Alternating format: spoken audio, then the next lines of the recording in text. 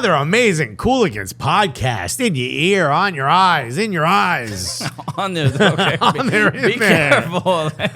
Be careful where you put it. Don't blink, bro. What's good, everybody? Welcome to It's the Cooligans, buddy. We got a killer show today. We got a guest, bro. We got a guest. My man came through from the Major League Soccer offices, which are nearby. Oh yeah, dude. Okay, We're inside. We held a boom box outside of the MLS office, so he came down. It was just the Cooligans episode blasting. Okay, it's in your eyes. Look at. But we are going to be joined by Ali Curtis. He is the senior vice president of MLS Next Pro, but you may also remember him as the general manager for the New York Red Bulls. He also was Toronto FC sporting director of Toronto FC. So this man has built some clubs, and he is now involved in building the future of Major League Soccer. So he's going to be coming through in a minute, and we'll talk about that. I think it's safe to say this is the wildest interview he's ever done. Without a doubt, yeah. This happens all the time where people high up people, executive people come in and meet us, and they're initially like, okay, they ask their handler like, what'd you get me into? You see it in their eyes. They look at them like, you told them how much? 20? Tell them we only got 5.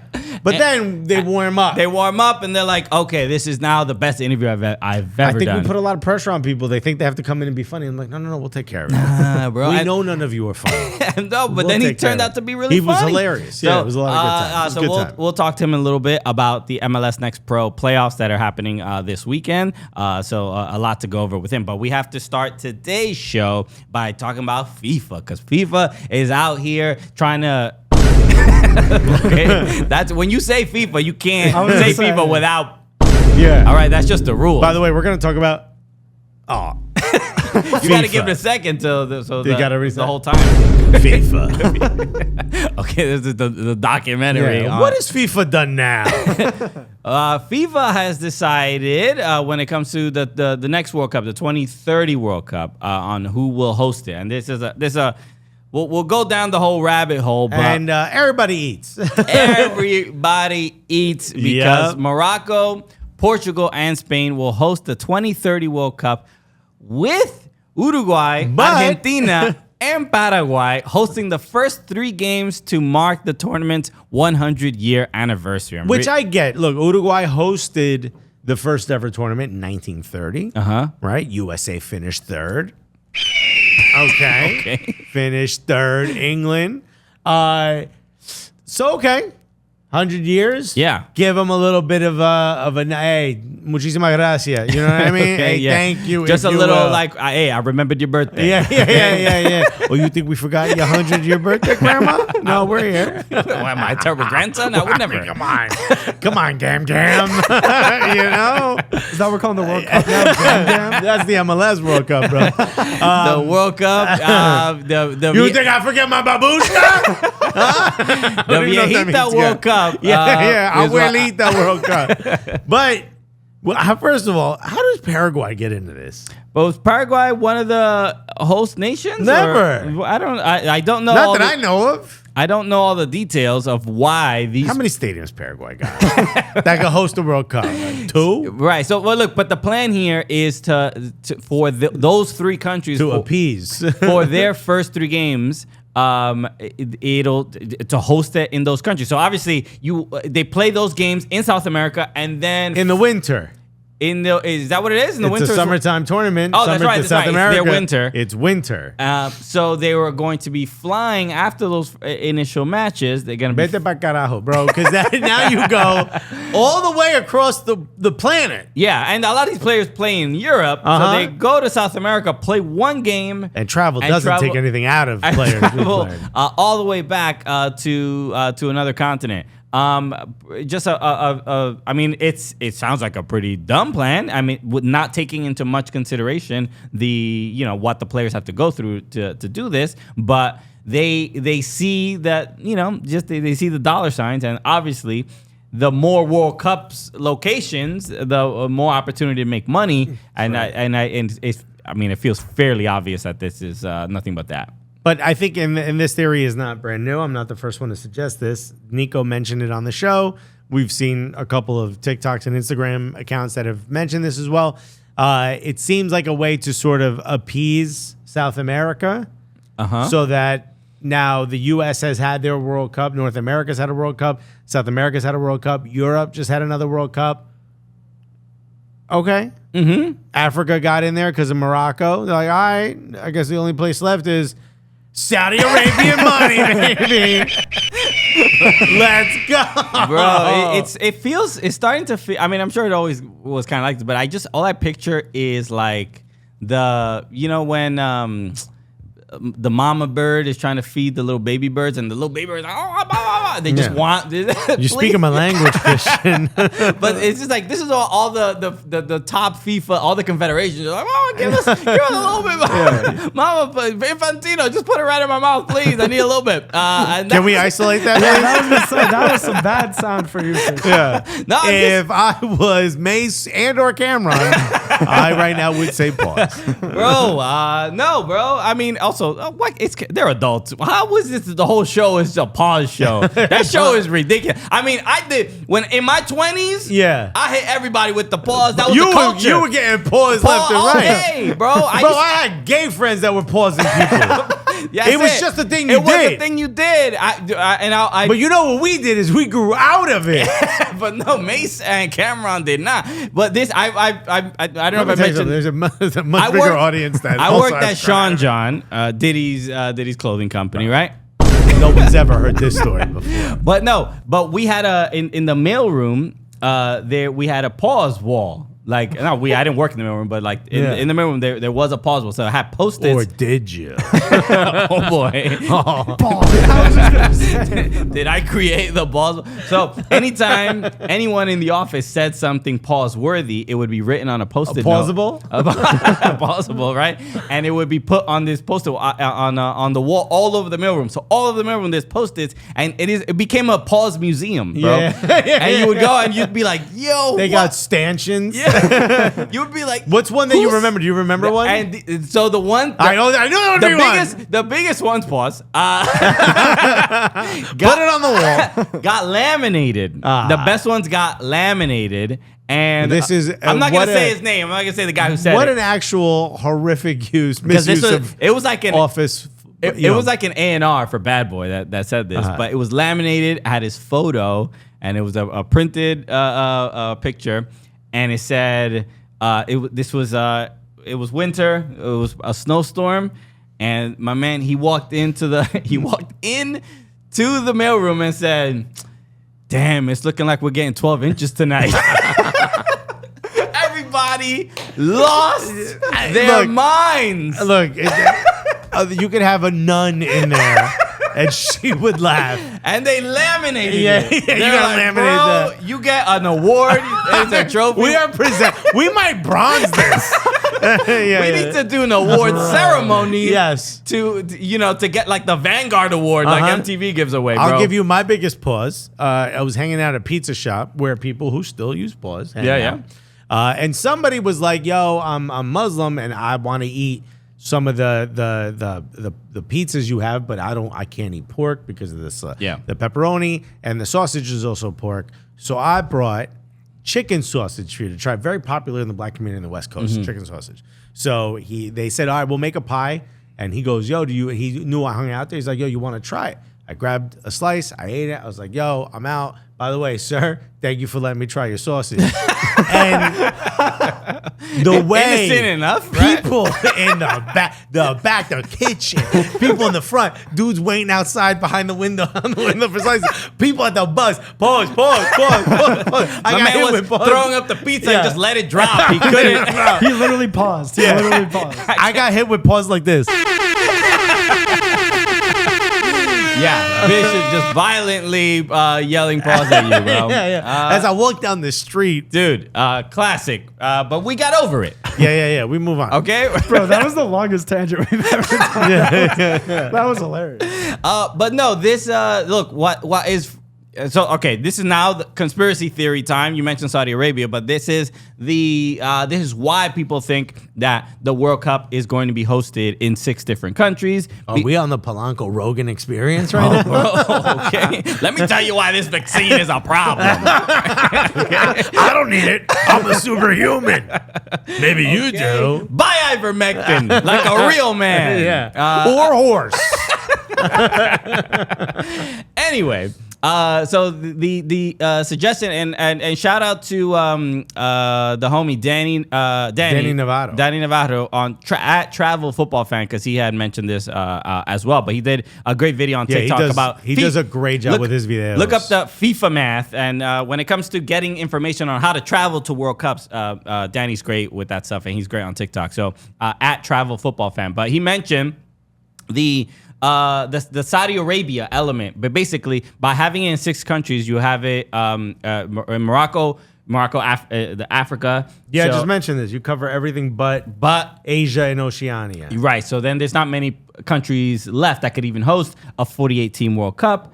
New Zealand, that wouldn't be realistic. Just the country's too small. But so the idea is, well, who's left, right? And it's like, Saudi Arabia made a bid, and they announced it at the same day that Saudi Arabia is trying to get the 2034 World Cup. So as soon as they announced this, Saudi Arabia's like, hey, also, we're kind of interested. All of a sudden, we're interested. I don't know if you heard about the 2034 World Cup. We're big on soccer now. Right. So and the reason we're willing to change it to soccer Arabia. So the rule is that they confederations or continents can't host World Cups either 2 times in a row or 3 times in a row or something like that. Like there has to be gaps between how many times they can host. So they're like, our hands are tied. There's nobody left besides Saudi Arabia. And then that obviously brings up another. You want to know my other conspiracy theory?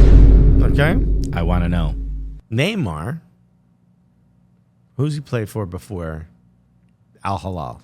PSG. And it's owned by who? The Saudis. No. The Qataris. The Qataris. Oh, okay. And 222 million.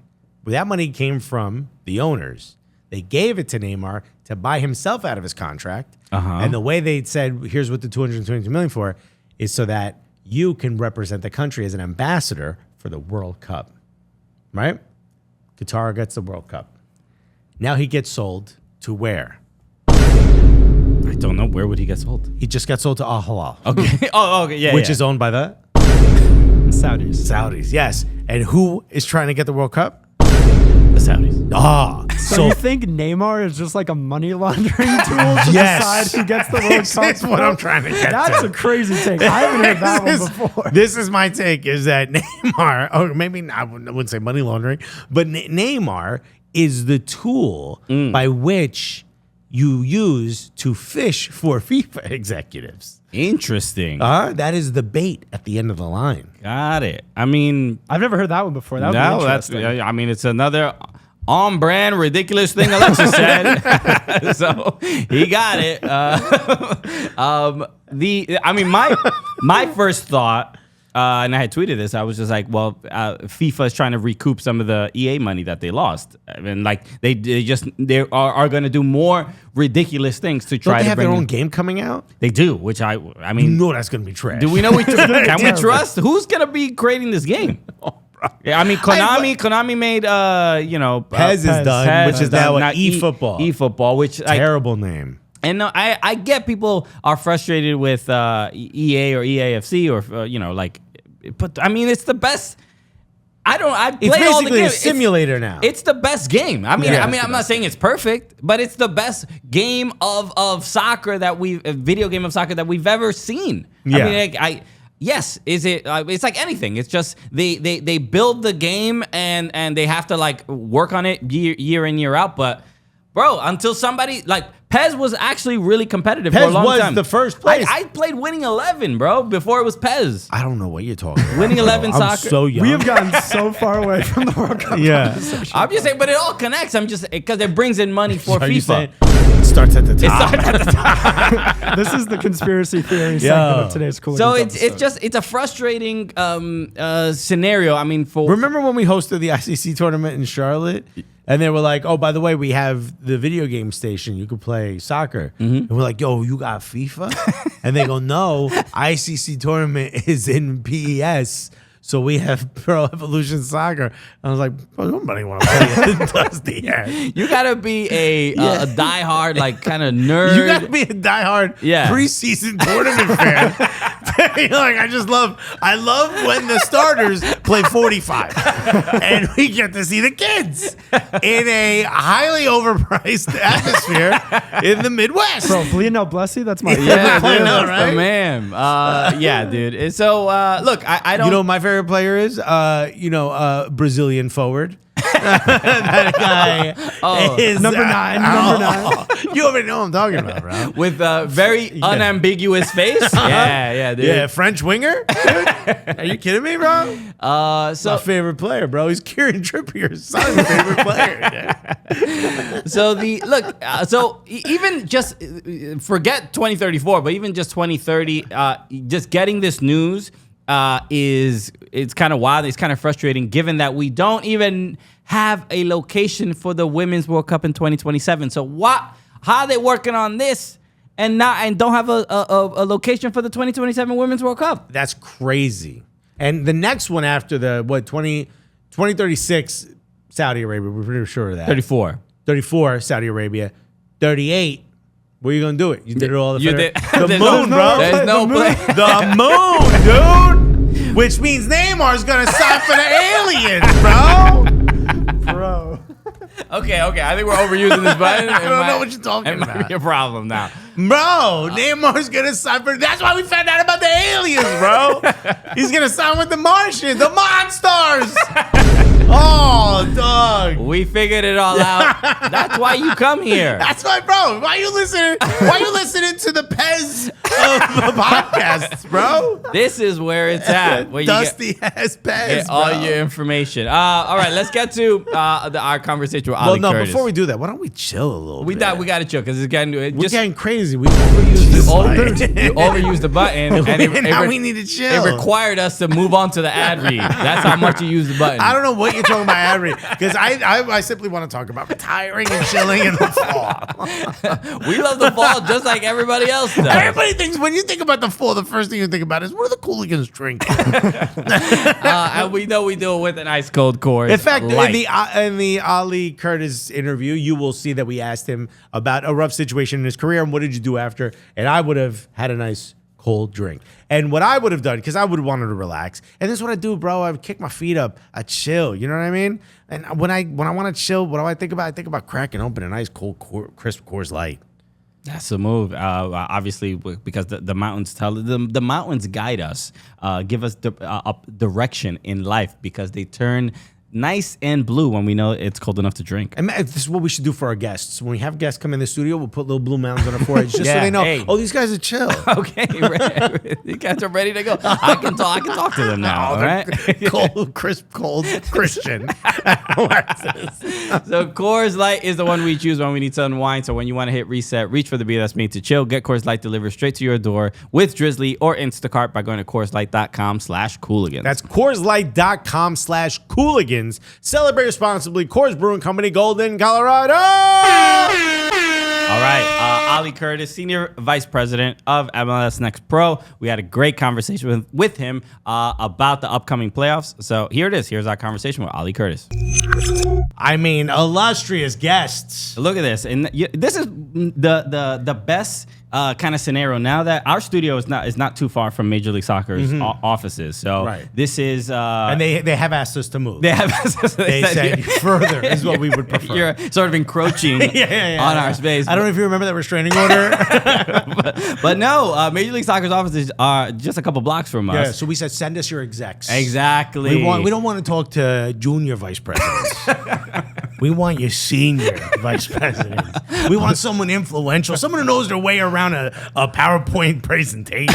Okay, and this man is someone who's, especially in the last 20 years of Major League Soccer, has been heavily involved in in the growth of the game, and from the player side, and the front office side. And also, us being Caribbeans, this man was essential in hiring someone that is big for our culture. That's right. We'll get to that. That's right. We will get there. Ladies and gentlemen, who we're talking about is Senior Vice President. Have some respect. I hope you wore a suit to listen to this episode, or else you will be sent home. It is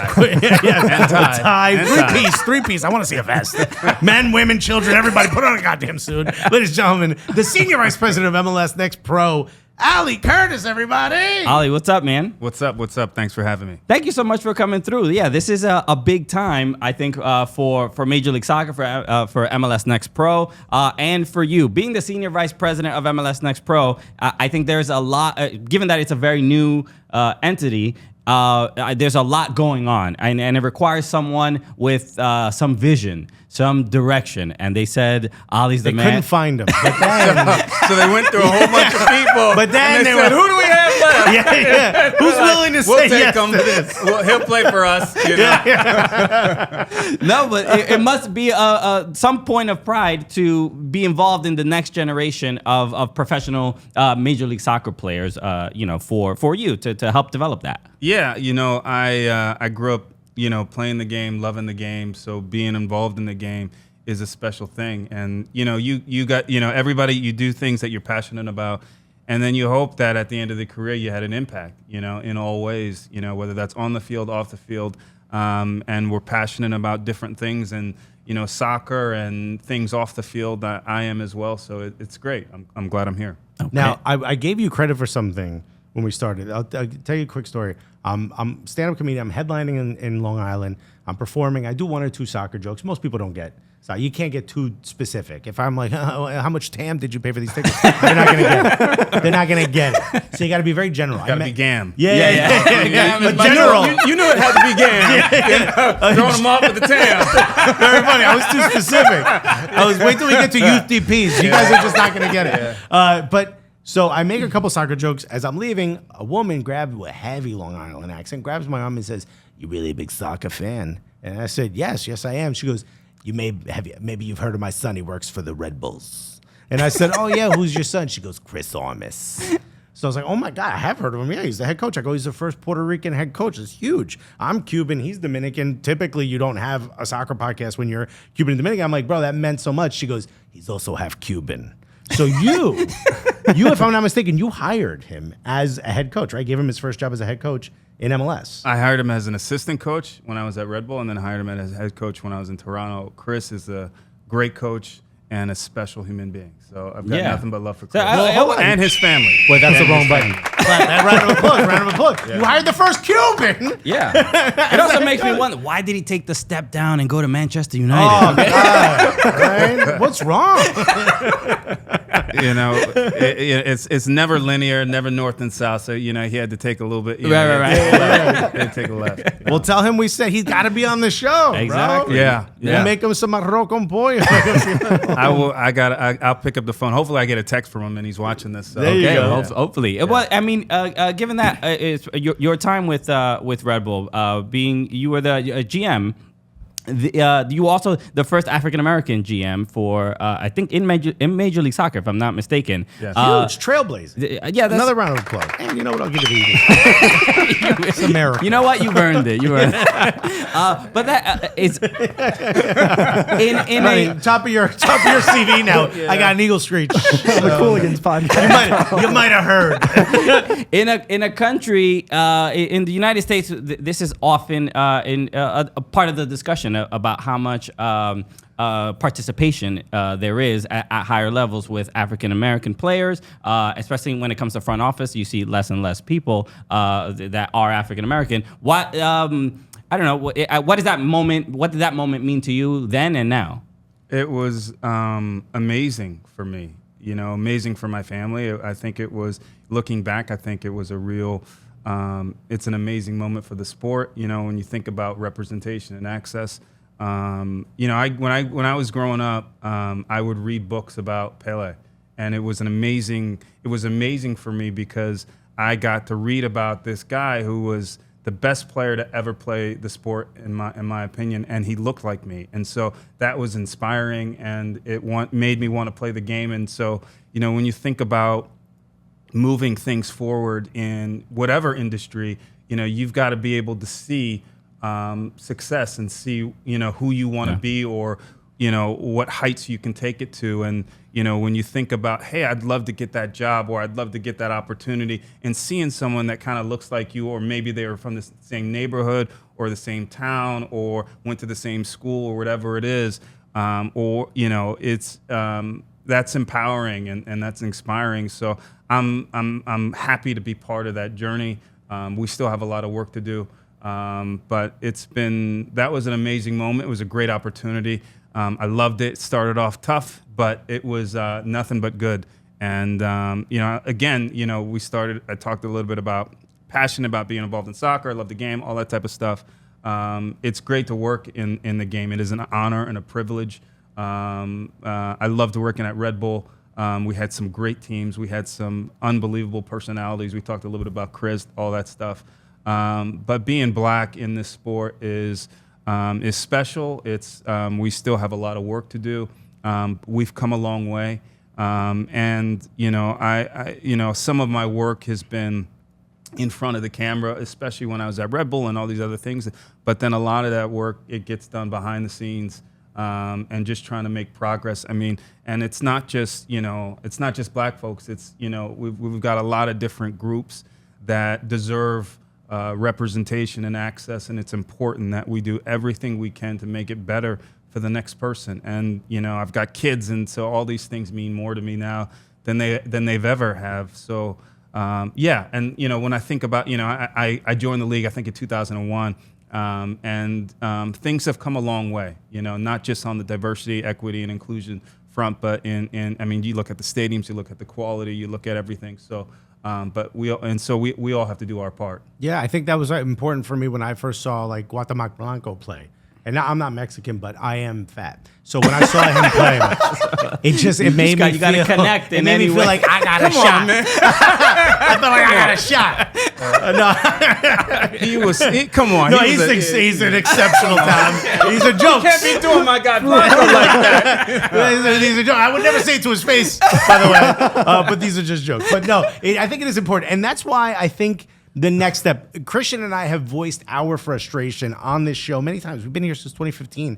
We've seen a lot of players that potentially could be dual nationals pick a different nation because they felt their representation wasn't there, whether it came from the national side. Or we've met folks that are really good at the sport, but think, there's no future for me. I remember when I was young, everybody who played it was like a very suburban. I grew up in an inner city where that stuff didn't happen. It was the Portuguese and Brazilian kids in the Ironbound section. They were the ones who were playing. The Jamaicans and the Trinidadians and the Grenadans were playing up by me, but there was no one that had to help bridge that gap to make me think like I would have a future in the sport. And you could see I wouldn't have had a future, but to at least made me think I would have had. You are now working with the youth side a bit more in MLS Next Pro. There is a bit more a younger sort of group there. Are you seeing now that the ratios are starting to slide a bit more to a general view or a general ratio of what the representative sort of nationalities are within the United States? I think it's evolving, but we still have a lot of work to do. Captain of the national team, Tyler Adams. Red Bull player, I had him. He was my first homegrown signing. Shouts to Wappingers Falls. There's still, when you think about socioeconomic class and where kids come from, and you think about all the different teams, the top elite teams and all these types of things. You think about who's playing it at the professional level, domestic players, those types of things, versus what's happening in potentially some other countries. We've come a long way.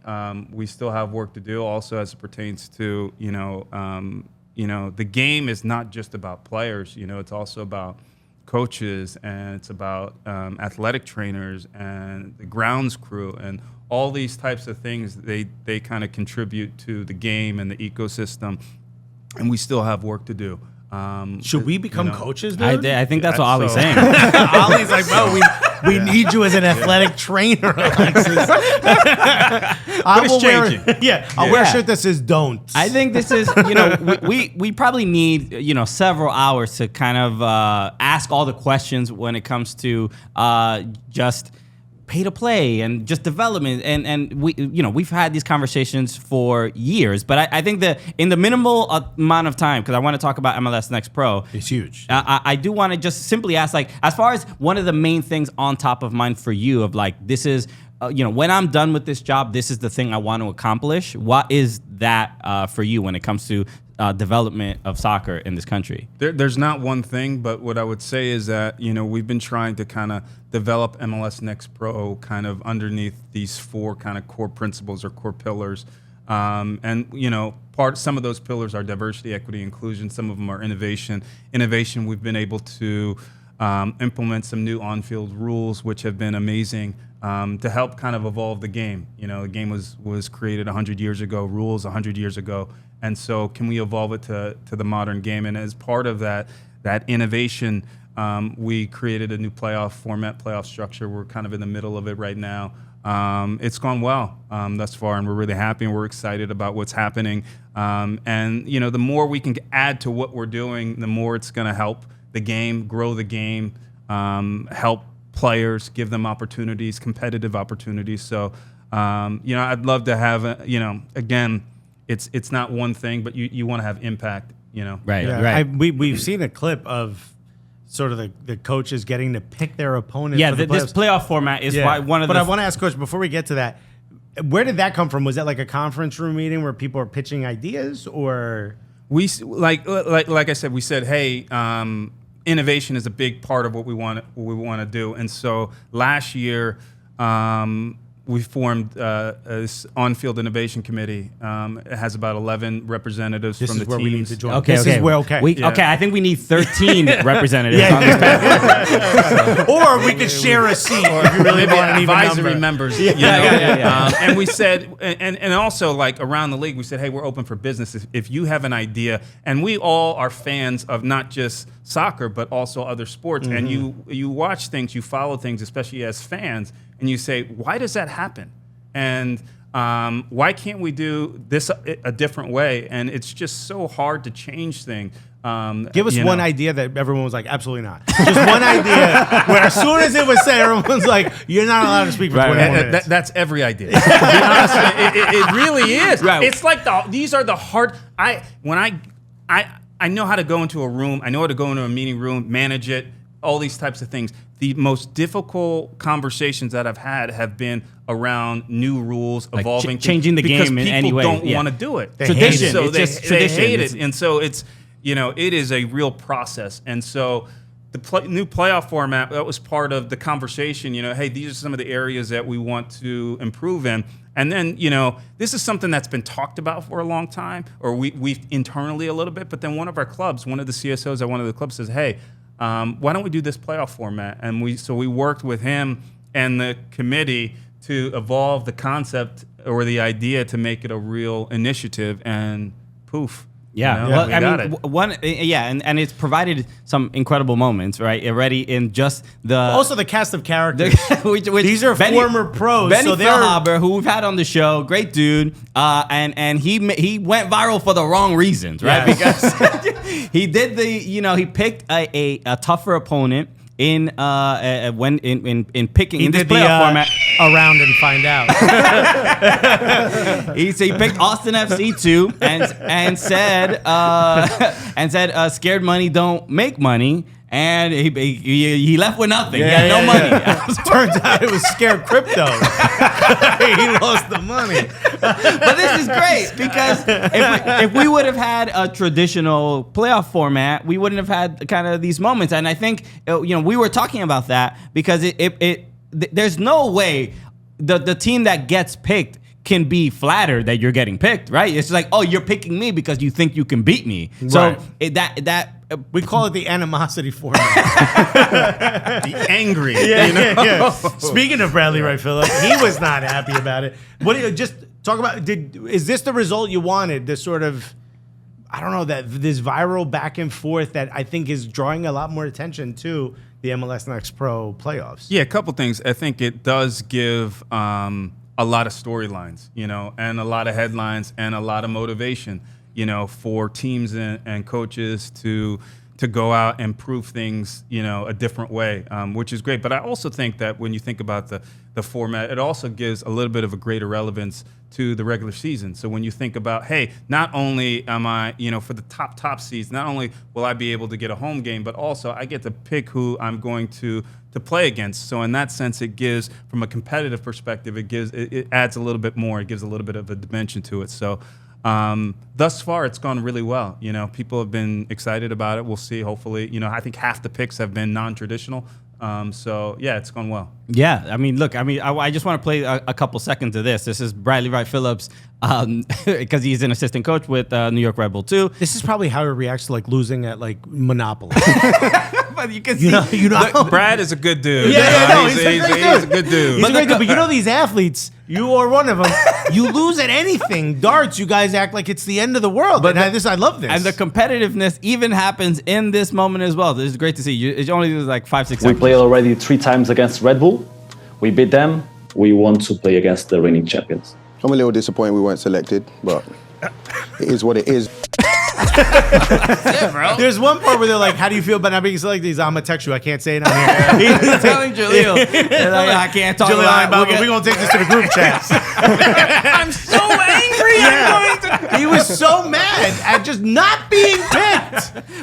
In this scenario, not being picked is actually kind of flattering. You're the most respected team by not being picked. You're the most feared. No, I could say a lot, but maybe you should call. No, I gotta get in this group. There's a lot. He did say. Listen, I thought these. It's interesting. Listen, like I said, what's said in those moments can provide some motivation, and it provides a little bit of something else. So we like that. And. We'll see how the matchups play out. And to be honest with you, I liked how Crown played all regular season. They deserve to have that opportunity to pick. But I like the way Red Bull's playing as well. They are a fierce team. I watched them in the last game. Ibrahim, head coach, Bradley, assistant coach. Really great. 2 diverse coaches, both played for the club. That's amazing. To see those types of things, I think shows leadership. It shows the evolution of that club, the evolution of the sport, the game, the league, the enterprise, all that stuff. It's all good. What is the goal of MLS Next Pro? Because what is it that you hope to grow? Is it really just that step before full pro top flight football? Is it a chance for youth players to get a dip their toe in professional atmosphere? Or is it really just to finish off and round off the development? What is the actual goal? A lot of goals. At the end of the day, for me as a fan, I want more better players. So what that means. That means a lot of things. So how can we expand into new markets that otherwise aren't MLS markets? You see the Nashville team. They've moved their team into Huntsville, Alabama. We're going to have a new team where Eddie Pope is going to be the CSO in High Point, North Carolina. High Point, North Carolina is not an area that we would be able to touch from a professional, from an MLS enterprise perspective. So being able to grow the game is huge. More players, more staff, building infrastructure, stadium, all that stuff is great. And so 10, 15 years from now, you're going to look back and it's going to have impact, from a fan perspective, on-field perspective, all those types of things. The rules, when I talk about innovation, implementing new rules that can help evolve the game, you'll see them in MLS. I think with this off-field treatment rule, with this time substitution rule, so on and so forth. You'll see it in the World Cup at some point. You are already seeing it in the Premier League. They've adopted a version of the off-field treatment rule. Yeah. When we talk about DE&I and what that means in representation and access to our game and our sport, you'll see that. So that hopefully 5, 10, 15 from now, we're gonna look at something that looks a little bit different. What is DEN for the fans who don't? Diversity, equity, and DEI. It really when I mentioned something during the core months of the pandemic, we would have all these different Zooms. And I was like the only, you look at the tiles, and there's like 100 people on the tiles, but you're one of 100. Yeah. And that's not right. And so. It's Matt White, is what you were saying. You can say it. I can say it. You can't. You can't, but we can say it. He just didn't see many people who mirrored he. That's why we started this podcast. We are evolving the game. All right. We're pushing it forward. Yes. So my last question. Yep. When it comes to MLS Next has existed since 2022 or 2022. Last year was the first season. This is the second season. So what problems did MLS Next their existence fix? Like, or what are we sort of? Yeah, I think you answered a couple of them already. But in your mind, just because we're always talking about, I think Americans tend to have this envy of like, how can Manchester United, Chelsea, all these clubs build just constantly getting new players, incredible players, and there seems to be a system in place. Sorry about that.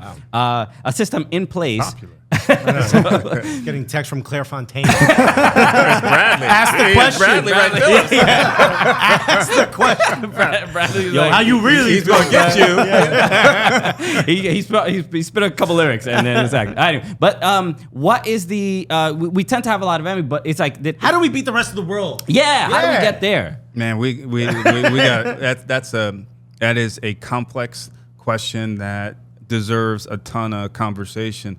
So I guess you got to come back. Yeah, I would love to come back. And what I would say is with MLS Next Pro, we're just getting started, and we're trying to address some key issues, and doing everything we can to throw paint at the wall to make sure that we can evolve the game.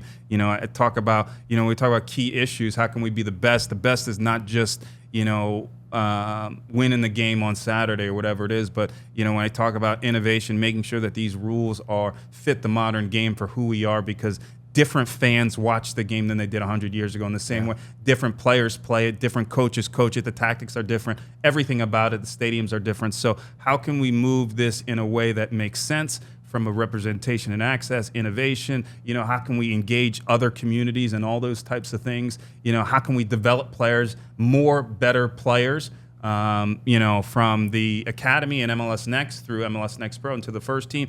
We've signed over, I think through MLS Next Pro to date, we've signed over 60 players to first team contracts and those types. That's amazing. Over 100 to 150 players have been called up, just on short-term agreements, playing in Champions League, Open Cup, all those types of things. So that is a really dimensional and complex question that requires what I would say solutions. You talked about a little bit of where you grew up and things like that earlier on in the conversation. I'm a big believer that, not only do we need to expand the player pool from a youth perspective and those types of things, but also where are those players coming from? And when we think about socioeconomic class, access to the sport, needing someone that looks like me playing that game so that I can aspire to be in that sport and those types of things. I'm passionate about that as well. So we have our work cut out for us, but we have the opportunity. This country's big. We've got the resources. We've got the diversity. We've got the leagues. So it's we got a lot of green space, and we have the World Cup coming here in 2026. Yeah. So we we got to eyes go. of the world on us. Yeah. I do have. I know you have to run, but I have two questions for you. Well, one question and a pitch. I got an idea. Oh, There it is. whenever Okay. Alexis says he's got a pitch for you, close your ears. It's a dangerous predicament. Do this, cup them, because you want to take all this in. You know what I mean? It's like a goal celebration. I'm loud enough. I'll get it through. So I'll give you the pitch first, and then I'll ask you the question, which doesn't have anything to do with MLS Next Pro, but it does have something to do with your career. Here's my pitch. What if MLS just said, you know what, all domestic players, American and Canadian, only account for half of the budget, half of their pay goes against the budget? Don't you think we'd develop more domestic players because you're allowed to have more of them? Salary cap. Give us more space in the salary cap. Okay, so let me understand this correctly. So domestic players, U.S. and Canadian, they're regardless of how much you pay them, only half of it counts against your cap. and then the rest of the Other than DPs, which is whatever that percentage is, and then the everyone rest of the else- cap goes towards international players, Yeah. and that would what I would say. You would be able to stack your team with more American and Canadian players. So The frustration you I told you, you have that's to a close good your ears when he It gives makes you me these feel like ideas. it's not that dumb. Because if he was like, that's the dumbest thing I've ever heard. No, what I think is that, like, listen, at the end of the day, I think we all want more better players, right? So that we can have success at the highest levels. And from my perspective, that is not, there's no single solution that's going to just allow us to achieve that. It's kind of like, there's probably 3 to 5 key areas where you need to make progress or evolve things. And then there's all these different objectives and different thresholds or milestones or things like that we need to improve. So there's a lot of things that we can kind of get to work on, so to speak, and so that hopefully we're not having the same conversation 10 years from now. You got to run for office. Well, yeah. I mean, he gave us the dip. I've had this conversation with Alexis several times, and it's like it won't work because you're sort of. Well, there wouldn't be enough American players that are good enough to earn those contracts. But then you would be inspired to develop them because it only counts for half. Players who get signed, they're going to get signed only so they can meet to balance the books. They're not going to get get people making money. They're not going to get any minutes. Wow, Christian pocket watching. We don't do that on this show. They have to earn their spot just like everybody else. He said it was a good idea. That's what I remember. That's how I remember. And here's my last question. I'm just observing. Here's my last question. Popcorn. If I remember your career correctly, you were a part of the now infamous town hall at New York Red Bull, correct? Okay, look at the smile that's I'm just going to look at the score. No, we got to do this because, you've broken our hearts as NYCFC fans several times. So 7-0 in particular, okay, New York Red Bull. I was there, him and I whistled the whistle. We didn't leave. But here's the real question I have. I'm not going to ask you about, the back and forth, the fan base, because you can understand a fan base would be upset. No disrespect to Red Bull fans in that case. No question. Here's my real question. Why you got to make Luis Robles sit through that? Why you got to make him sit through that, bro? In hindsight, what had happened was, that poor man. Luis now works at MLS. So, right. We had, I think that was a moment, and like, to be honest with you, like, as I think about it, like, a lot of things went wrong, but, we were in a time where, like, hey, let's just try to, we want to win. Let's try to do everything we can. Props to you to say, let's get in a room with the fans and see. And then the only positive thing is like fans are passionate. They love their club and they're willing to come out for their club. That place was packed. Yeah, it was probably different. Trust me, I know. I was there. Here's my real question. What happened as soon as it was over? As soon as it was over, what did you do? I went up to my office and I typed out Tyler Adams' contract. Seriously? So That's two things I said. What happened was right after that ended, there was 2 things. So the first thing is I left, and then there was a brief meeting, I think, with with maybe 3 or 4 people from supporter groups, and then I was so like, range of emotions. I said, all those things, you got to keep your legs moving, and I said I need to do something positive. And so I went into my office and I typed out 2 contracts, one for Matthew Olasunde and one for Tyler Adams. Matthew ended up signing with Manchester United, and then Tyler Adams, the rest is history. Yes, but course. that's what I did that night, and then I got home late, and that's what I did. Amazing. Wow. Okay, well, something productive, very productive came from me. That's so dope. That's really cool because I'm thinking scotch. Like I said, you had to keep. I mean, after I was done with the contract, Ali Curtis, man, this has been an incredible experience. Everybody, the MLS Next Pro playoffs are happening. The second round happens this weekend. So it kicks off on Friday at 7 p.m. Eastern Time, which you can watch on MLS Season Pass on Apple TV. So go check that out. This man is building something special. So this was an honor. Yeah, absolutely appreciate you guys. Ali, seriously, man, this is so Appreciate cool. you guys. Yeah, Appreciate you guys. No doubt, man. No doubt. Ali Curtis, everybody. Thanks, guys. Shout out to Ali Curtis coming through. What a great interview. It's very rare that we get someone that important. Yeah. The important people usually tend to avoid us. They're like, let the riffraff do their show. But that was really, really cool. So hopefully we get more of that in the future. Absolutely. I hope we earned MLS Next credibility and Absolutely, and people want to come through. But shout out to Ali Curtis for coming through, man. In fact, who's MLS Next to do our podcast? Okay. Well, next we need up, a rim shot. But next up, let's talk about a couple things real quick. Kieran Trippier obviously played Newcastle right back. Champions League back 20 years. St. James Park looked buzzing. Newcastle, Newcastle fans were hype, even fighting with some PSG fans in the street. Did you see that? Yeah, a little bit. Okay. A lot of beer getting thrown. All right, yeah. So everybody keep it chill when you're out in Paris, bro. Don't be wasting that Coors Light on the streets of Paris, bro. Can't have it. Maybe your hat wouldn't have got flipped off if it was just the head of a little blue mountain. So anyway. Actually, those guys were chill as hell. But and Newcastle fans, watch out when you go to Paris. We found out those ultras are very, very real. Yeah, Remember when the SWAT team showed up and I looked at Christian, I'm like, why are we on the side of the shield? I think, and Christian's like, what do you mean? I'm like, I literally picked up Christian and started walking. I'm like, we need to be behind the shields. We need to be see the back of the SWAT team, not the front. The front seems like the part you point at the baddies. We were just like, officer, je ne suis ultra. No, we're not. Je ne suis Cooligans. It's spelled with a C. I don't know if that's French. So Newcastle absolutely demolished PSG in Champions League. I didn't see that coming. That was quite a surprise. You saw Mbappe's face. He didn't see it coming either, bro. He was like, "What the hell going on, why can't I get by anybody?" He was like, "Bro, how come y'all aren't named Real Madrid?" What was the video that went viral of was it about Newcastle where Griezmann was playing Football Manager and he had like I think he had Newcastle as his team. I'm not familiar with this video. They were on a flight. It might have been Newcastle. I could be wrong, but it was basically Antoine Griezmann on. They are obviously French teammates, and they're going to a game. And he's like, "Oh, I'm playing Football Manager, and you're on my team." He's telling Kylian Mbappe, and he's like, "Oh, what team?" And he's like, "Oh, Newcastle." And he's like, "What's Newcastle?" He like didn't even know what well, it now was. he knows. And now that's what I'm saying. He is yeah. quite familiar with those Magpies. He was like, this Dan Burn guy is so fast, bro. Bro, What is going it's so on? funny, man. Imagine if you're Kylian Mbappe and you're watching your team get scored on by Dan Burn and Sean Longstaff. Yeah.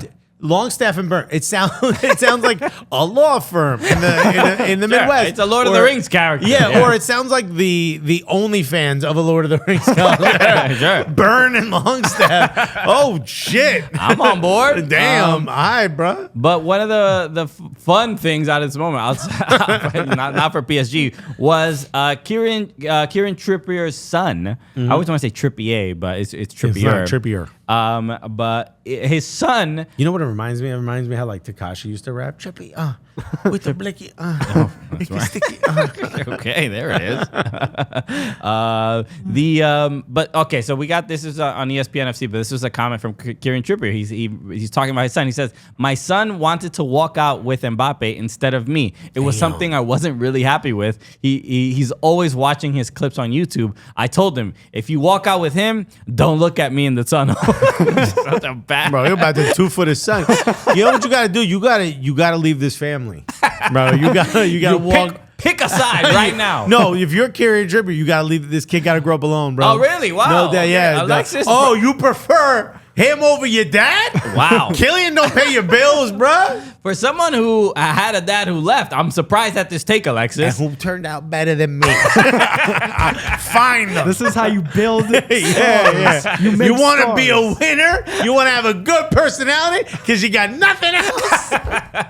I noticed I'm watching the Champions League on CBS. Paramount Plus. Download it. Thank you very much. Let's go. Get Daddy paid.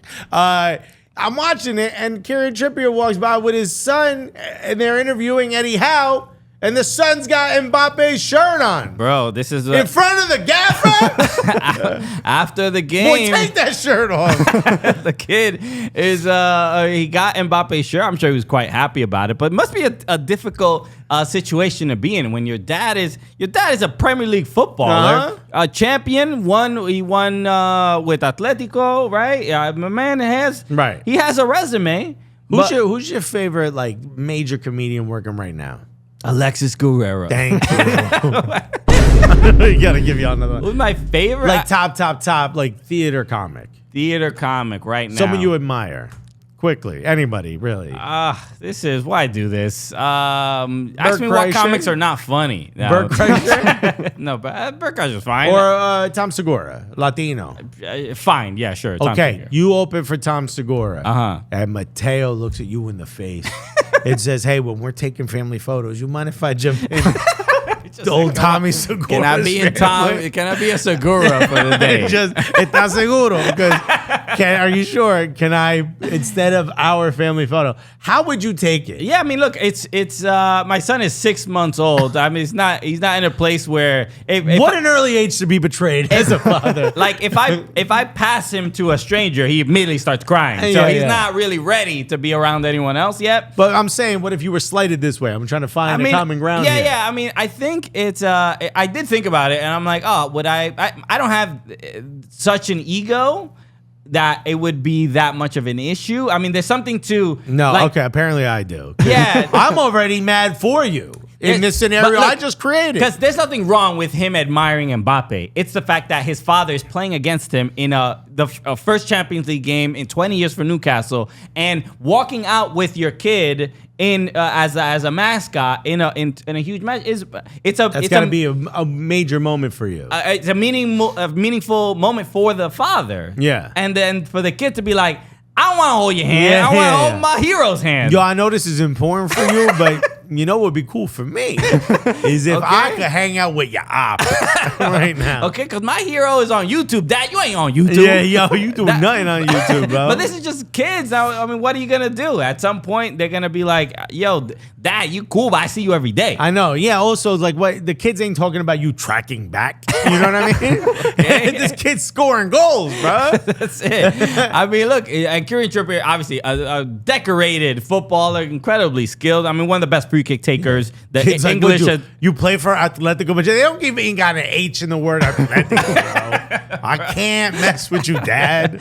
So I'm sure it's a challenging thing for him. Yeah, there's a lot of, even for the kid, I'm sure he wants to desperately meet Mbappe, and it's his dream. It could be it's a meaningful thing for him. But so who's like meaningful? It's cool that the dad is that Kieran is like this open and cool with it. Yeah. Because I just have a feeling if Bro, he Kieran, was low-key roasting his kid. He was Yeah. like, oh, how you like it? I beat that boy. Yeah. I mean, maybe that's why. Maybe Kieran's like, fellas, we need to put a whooping. I think this is I guess the compromise, if it was me and Mateo, I'd be like, I'll get you his shirt, but you gotta walk out with me. You ain't gonna make me look bad in front of these Also, other bro, family over everything. You gotta be like, yo, Killian, I love you, dog.